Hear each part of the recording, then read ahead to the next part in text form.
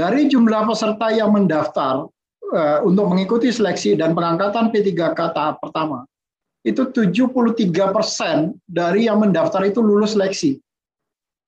Itu angka yang luar biasa besar. Kalau Bapak Ibu lihat berapa jumlah orang yang lulus seleksi CPNS, jumlahnya itu tidak lebih dari hanya sekitar 30%-an.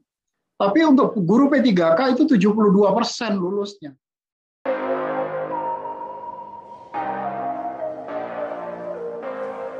Yang sekali lagi bahwa pelaksanaan seleksi ini akan dibuat semudah mungkin menggunakan alatnya. Penggunaan alat ini adalah dalam konteks untuk mendorong transparansi di dalam pelaksanaan seleksi.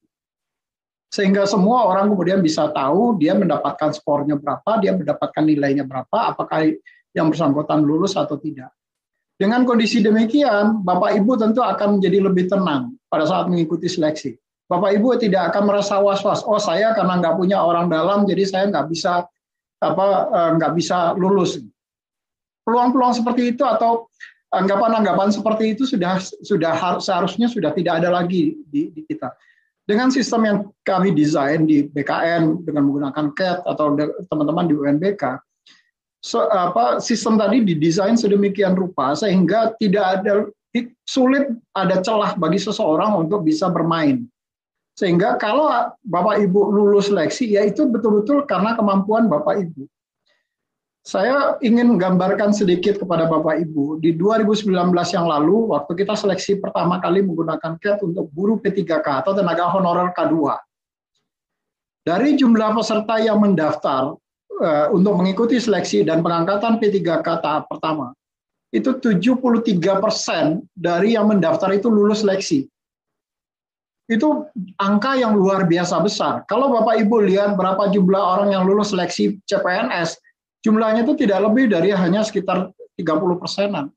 Tapi untuk guru P3K itu 72% lulusnya. Dari 50.000 pendaftar itu hampir 35.000 itu lulus. Jadi kekhawatiran Bapak Ibu di dalam mengikuti seleksi ini mungkin sudah mulai agak dijauhkan. Karena kalau menurut agama yang saya percayai bahwa kalau kita berpikiran negatif, maka hasilnya nanti akan negatif.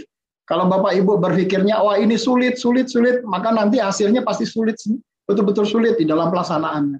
Tapi kalau Bapak Ibu bisa berpikir positif bahwa, oh saya pasti bisa untuk melakukan itu, maka insya Allah hasilnya juga pasti akan baik. Saya yakin betul itu. Dan teman-teman di Kementerian Dikbud, dari sisi substansi kan juga sudah mencoba memfasilitasi Bapak Ibu, terutama Bapak Ibu guru yang sekarang terdaftar di THK2 ataupun terdaftar di Data Dapodik.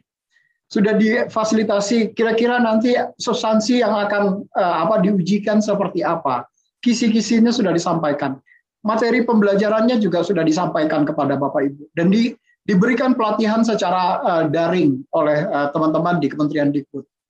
Jadi rasanya upaya kita untuk memperhatikan teman-teman yang guru, terutama guru-guru yang sudah honorer, rasanya tidak kurang-kurang.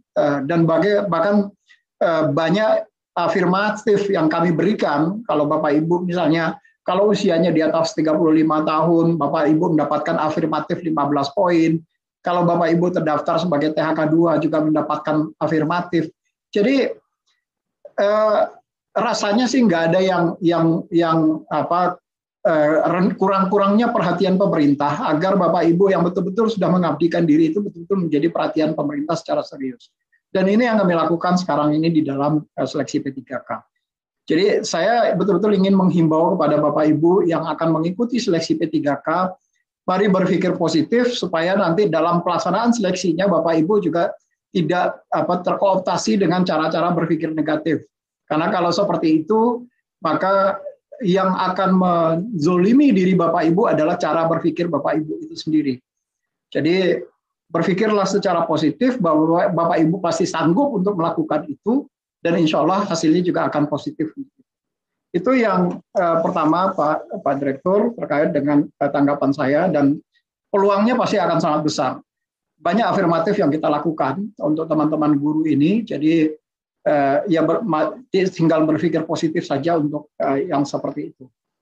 Yang kedua terkait dengan pertanyaan dari Pak Pak M Hasan ya tadi, Pak Anas ya tadi ya, Pak M Anas dari Dispendik Banyuwangi. Apabila seseorang lulus sudah dengan cerdik dan dia lulus seleksi, apakah tunjangan profesinya juga dibayarkan? Iya, karena pembayaran tunjangan profesi itu diatur di dalam peraturan pemerintah PP nomor 41 tahun 2009 tentang tunjangan profesi guru, dosen dan tenaga khusus kesehatan dan dosen.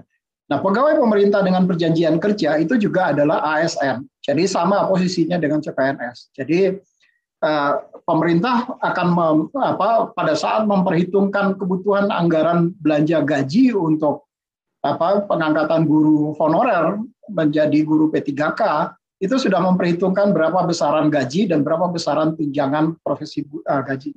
Tentu tunjangan profesi gurunya.